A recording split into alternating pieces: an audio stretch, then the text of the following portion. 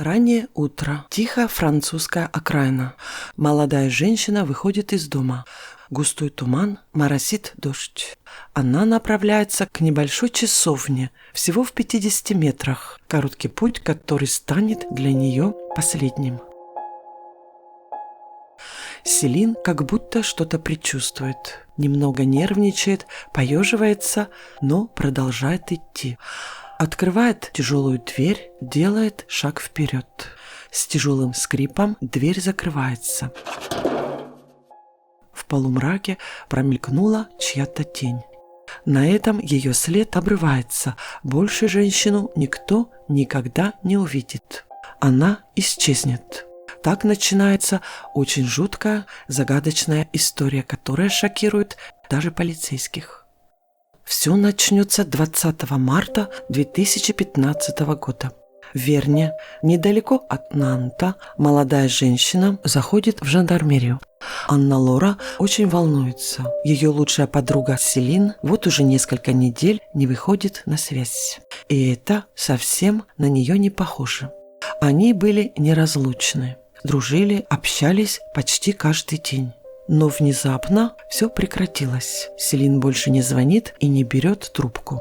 Здесь что-то не так. Беспокойство усилилось, когда Анна Лора, обзвонив общих друзей, поняла, что она не единственная, кто потерял Селин.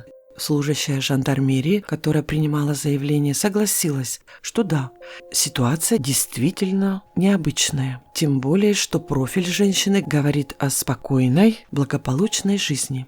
Она не относилась к группе риска, и нет никаких оснований подозревать, что женщина добровольно могла уйти из жизни.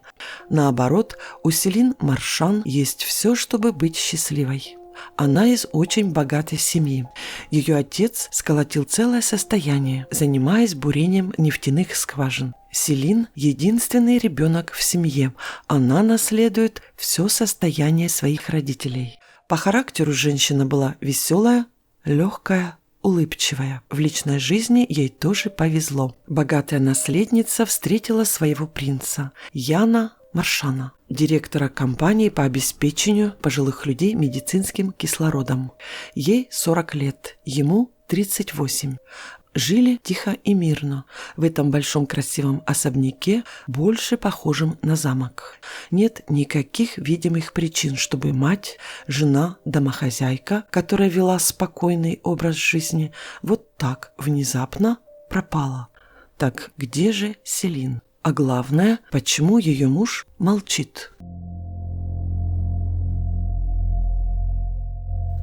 Ян продолжает жить в доме вместе с детьми, как будто ничего не случилось.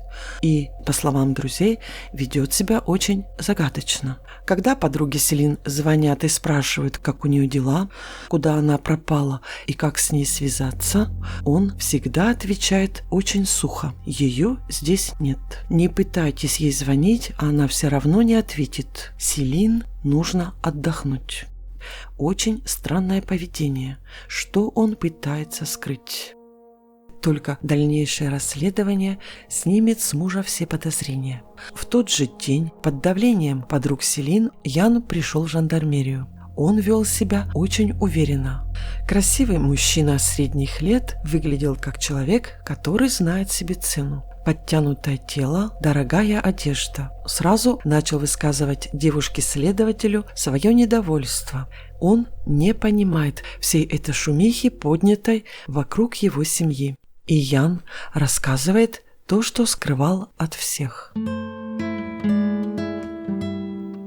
Их союз с Селин не такой уж и счастливый, как это может показаться со стороны. Они находятся на стадии развода. В жандармерии Ян сделал официальное заявление. Его жена Селин Маршан ушла из дома, бросила семью более 2 месяцев назад.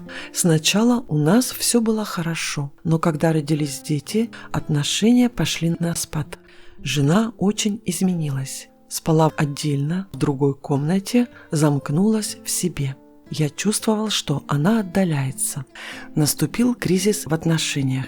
Мы переживали сложный период. Все свое время Селин посвящала детям. Она совсем перестала заботиться о муже и заниматься домом. Яну самому приходилось вести все хозяйственные дела. Трещина между нами становилась глубже с каждым днем. Мы начали ругаться. Сильно и очень часто.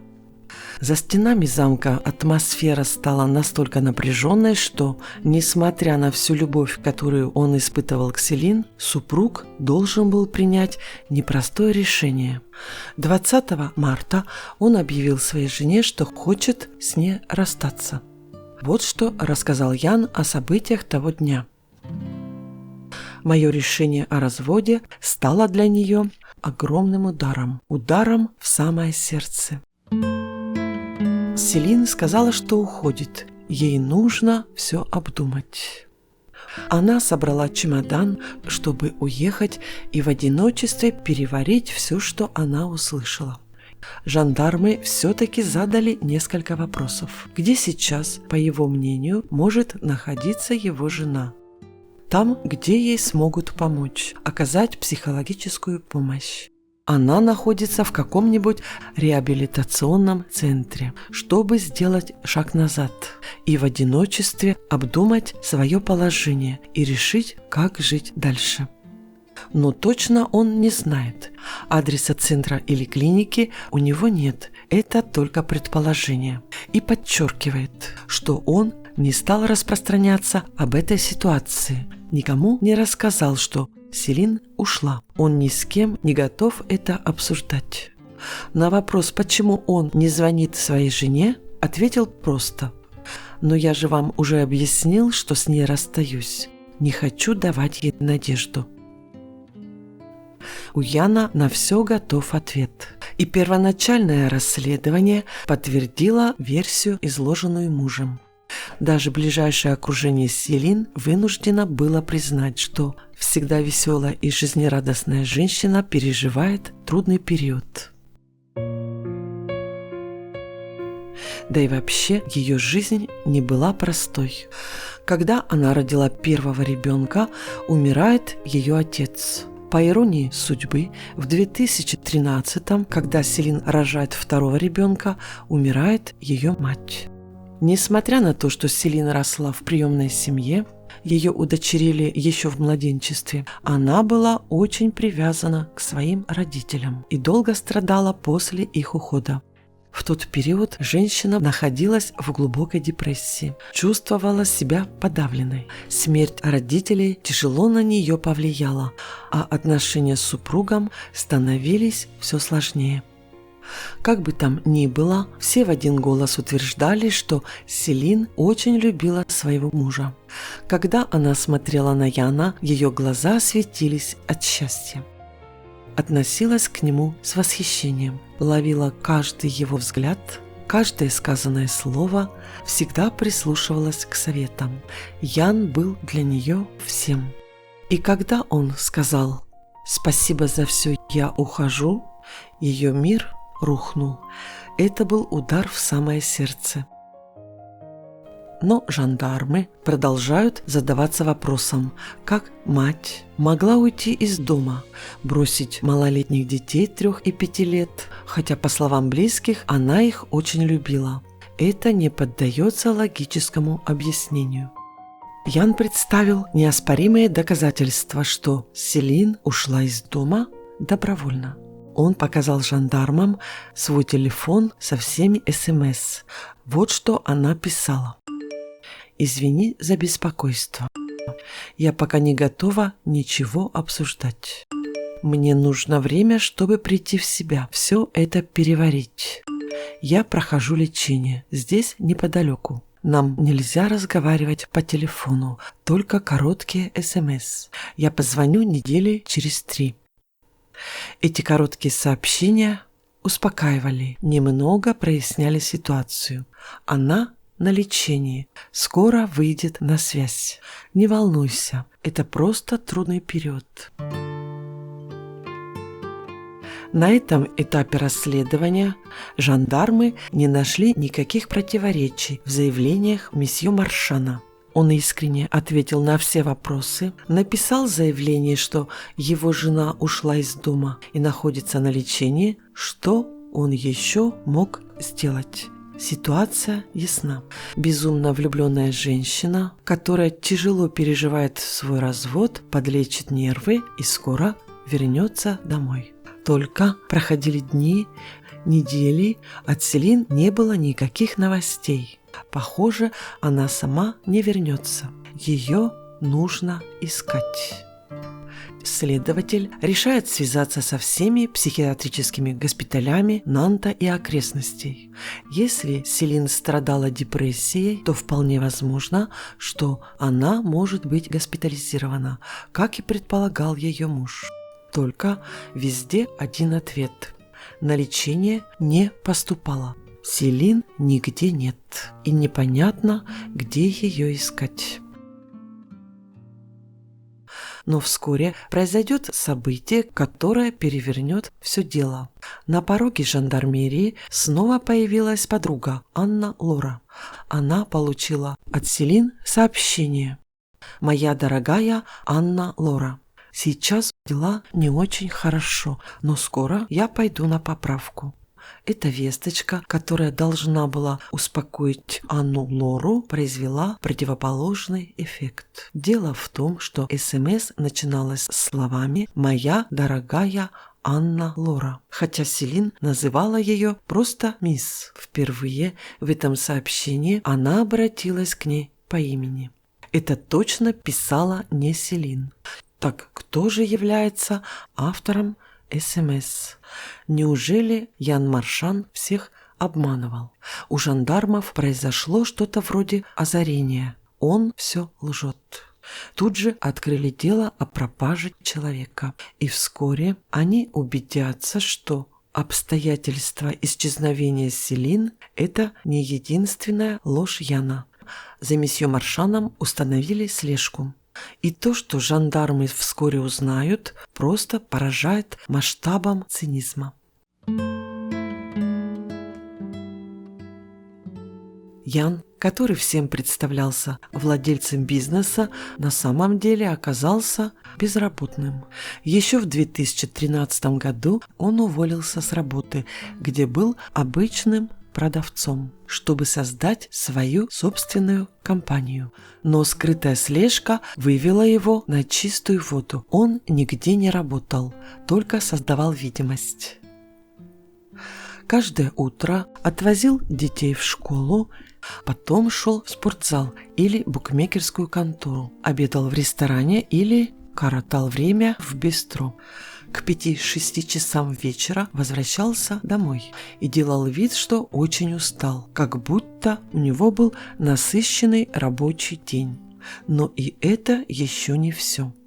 Чтобы поддерживать в окружающих образ успешного человека, он создавал имитацию бурной деятельности. Играл в спектакле роль человека, занятого важными делами. В ближайшем окружении пары нашлись люди, которые подтвердили, что он постоянно разговаривал с клиентами по телефону. Со стороны это выглядело достаточно правдоподобно.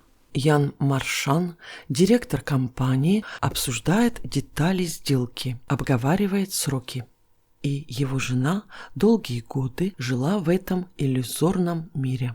Узнав об этом, даже жандармы были поражены. Им еще не приходилось сталкиваться с такой изощренной, продуманной до мелочей инсценировкой. Никакой компании не существовало. Все было ложью. Дальше больше. Впереди их ждали еще более удивительные открытия. Следователи выяснили, что Ян Маршан, примерный отец и любящий муж, вот уже много лет ведет двойную жизнь. По натуре Ян был донжуаном. У него было нездоровое влечение к женщинам. Он не пропускал ни одной юбки. Говорил жене, что едет по работе, а сам отправлялся в гости к очередной любовнице. Даже в то время, когда Селин пропала и все ломали голову, где она может быть, Ян пытался соблазнить ее подругу. настойчиво звал ее в гости под предлогом поиграть с детьми, выпить по рюмочке, немного расслабиться. Неверный муж, жена которого пропала, вызывает у следствия все больше и больше вопросов. Этот тип, профессиональный лжец и манипулятор, может ли он быть причастен к пропаже своей супруги? Одному Богу известно, на что он еще способен.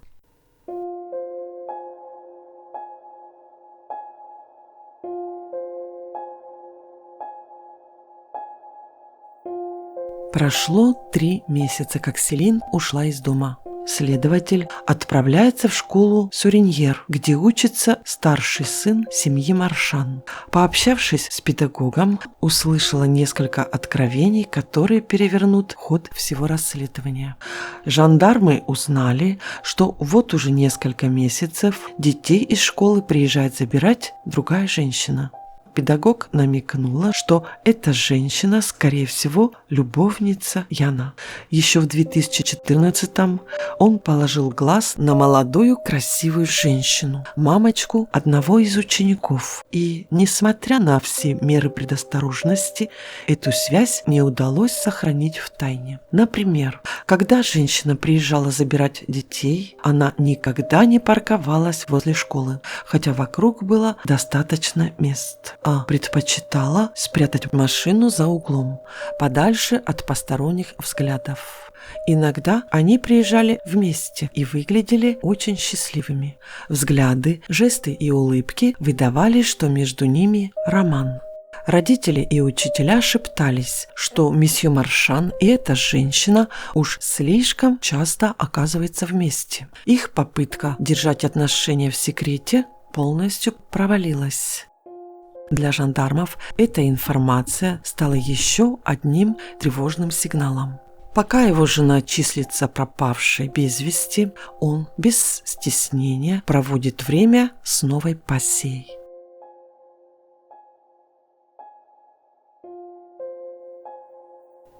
Чем глубже жандармы погружаются в жизнь Яна Маршана, тем более шокирующие детали всплывают наружу. Любовница уже переехала в дом семьи и живет на правах хозяйки, пользуется вещами Селин, отвозит ее детей в школу на автомобиле с Селин. Пара больше не скрывает отношения, гуляют в городе вместе с детьми, как полноценная семья. Любовница фактически заняла место жены, и это очень тревожный знак.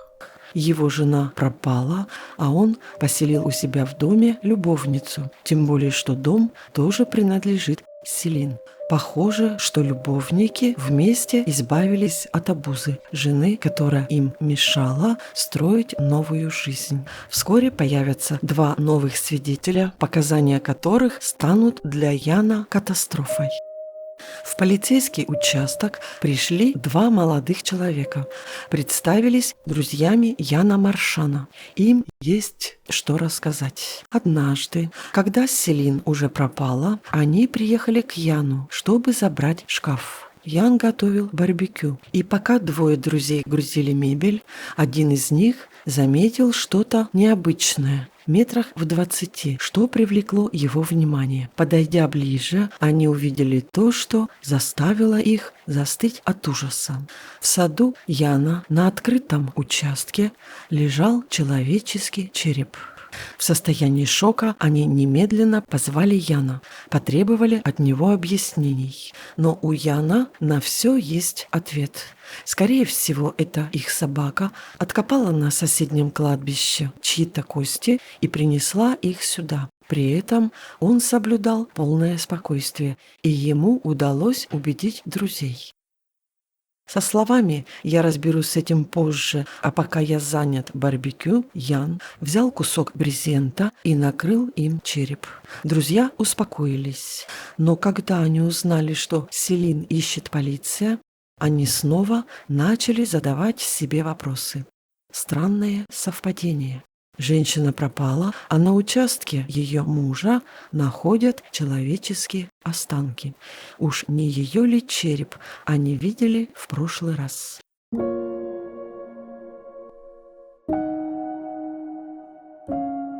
Через 3 месяца после пропажи Селин Маршан решили обыскать участок вокруг дома.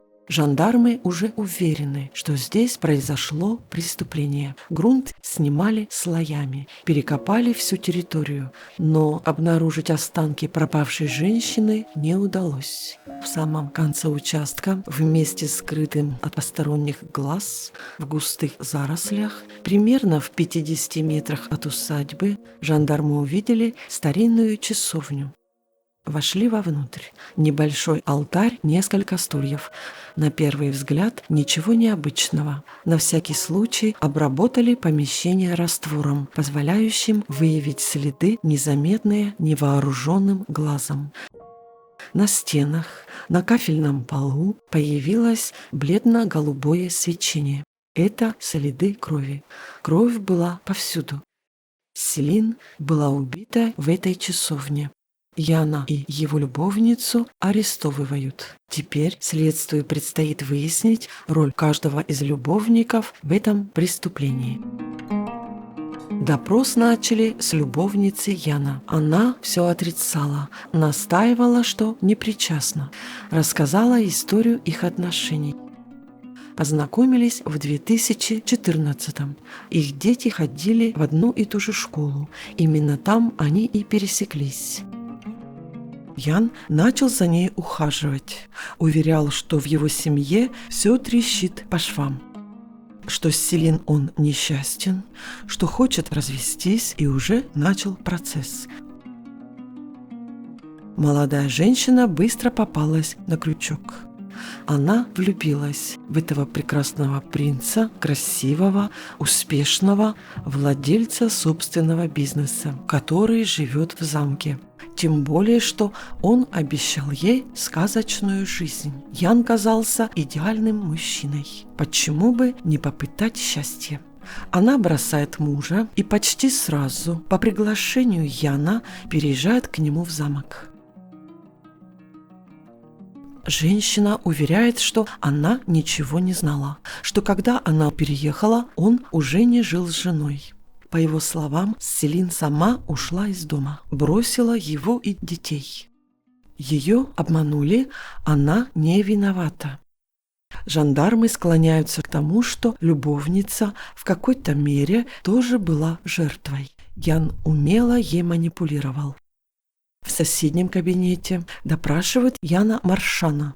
Ему указывают на все нестыковки и противоречия в его поведении и рассказах. Удавка на шее Яна Маршана затягивается все туже.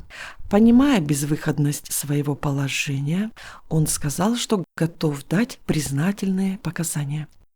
По его словам, трагедия произошла 20 марта 2015 года. Это было обычное утро.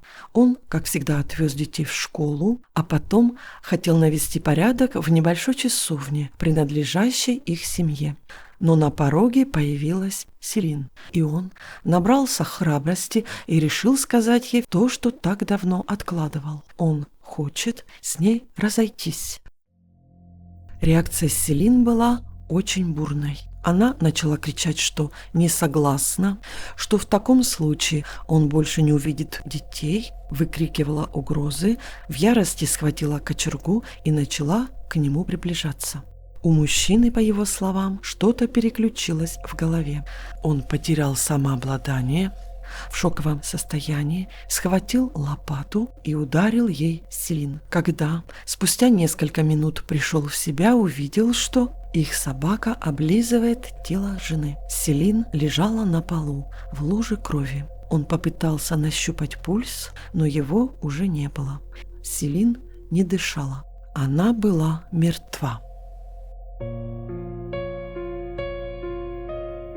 По словам Яна, Селин стала жертвой семейной ссоры. Я взял лопату и не рассчитал силу удара.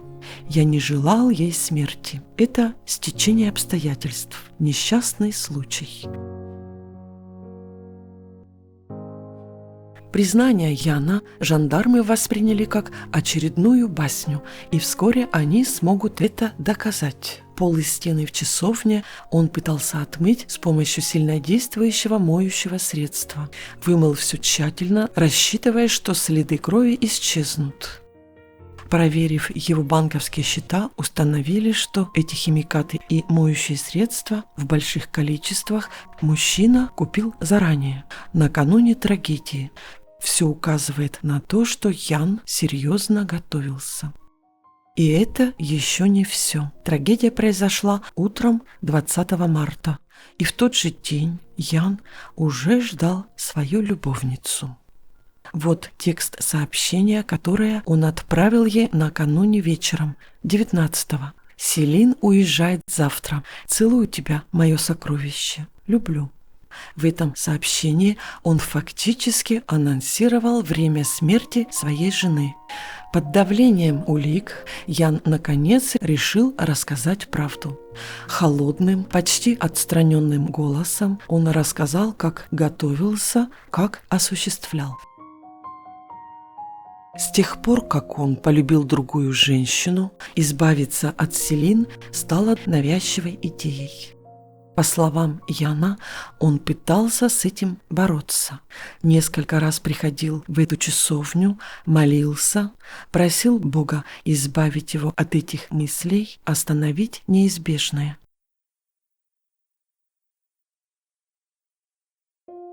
В то утро он, как обычно, отвез детей в школу и вернулся домой. Ян уже принял решение.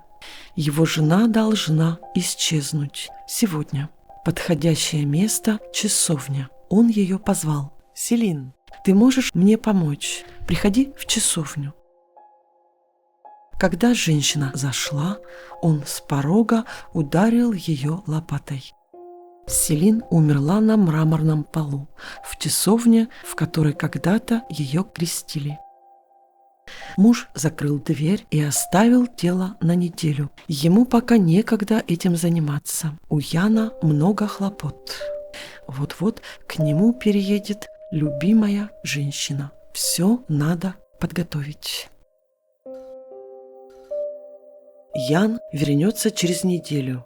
Он сжег тело, закопал останки, даже не подозревая, что их раскопает собака. В тот день, когда он жарил барбекю, череп, который увидели его друзья, принадлежал Селин. Затем мужчина провернул целую шпионскую операцию, пытаясь запутать следы. Он оставил свой телефон дома, взял телефон жены и отправил СМС на свой телефон. Это сообщение должно было всех успокоить и создать ему алиби. Затем спрятал телефон жены в тайник под деревом.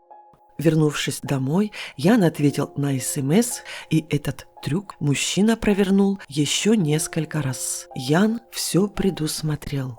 Между супругами время от времени происходила вялая переписка, и оба телефона были подключены к разным вышкам связи. Придраться было не к чему. Все выглядело так, как будто жена жива. Он продумал все до мелочей. И если бы Анна-Лора не забила тревогу, не сообщила жандармам о ее исчезновении и не заставила Яна написать заявление о пропаже жены, то вполне возможно, что это преступление осталось бы нераскрытым. Но почему Ян пошел на такое? Почему не выбрать простой путь – развод с нелюбимой женой? Ответы на этот вопрос найдут, покопавшись в их прошлом.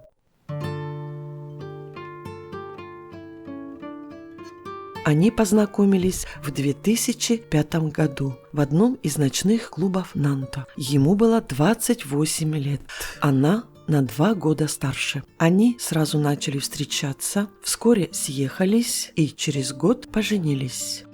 Супруги были из разных миров. Селин росла в обеспеченной буржуазной семье. Ян же был выходцем из простой семьи. Неудивительно, что многие из их окружения сомневались, что брак заключен по любви. Скорее, речь шла о выкате. Сам Ян признавался в узком кругу друзей, что женился по расчету.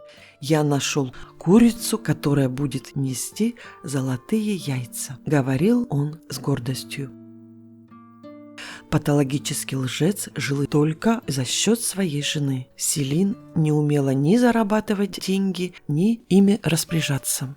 Не знала, как вести дела и хозяйство, и, по сути, этим не интересовалась. Всю жизнь она жила как маленькая принцесса. Она доверила мужу все свои финансы. Ее доброта не знала границ, не проверяла расходы и не задавала лишних вопросов. Банковская карта тоже была у Яна. Он, будучи практичным человеком, убедил ее, что сам обо всем позаботится, и взял все финансовые вопросы под свой личный контроль. По контракту, подписанным еще до вступления в брак, развод означал потерю комфорта, к которому он так быстро привык, переезд из замка и фактически возврат к тому, с чего он начал. Без работы, без собственного жилья. А начинать все с нуля Ян не хотел. «Почему бы вам было просто не разойтись? Тогда бы я потерял все». Он проявил к жене леденящую душу жестокость. И все это ради того, чтобы и дальше оставаться жить в ее доме, пользоваться ее деньгами и строить новую жизнь с новой любовью. Через 3 года после этой драмы, в понедельник, 25 июня 18 года, в Нанте начался процесс над Яном Маршаном. Ему грозит пожизненное заключение, и все на это надеются. Ян же снова повторил свою первоначальную версию о несчастном случае во время ссоры в часовне. В течение 6 дней Ян яростно отрицал все обвинения. Судебный психиатр охарактеризовал его как нарциссическую личность, лишенную какой-либо эмпатии. Такие не раскаются никогда, ни через 10 лет, ни через 20. Его приговорили к 30 годам тюремного заключения и лишили опеки над детьми. Приговор тяжелый, но, по мнению близких и Анны Лоры, недостаточно. Ведь человек, который забрал жизнь молодой женщины, по вине которого 2 детей остались без матери и, по сути, без отца, когда-нибудь выйдет на свободу.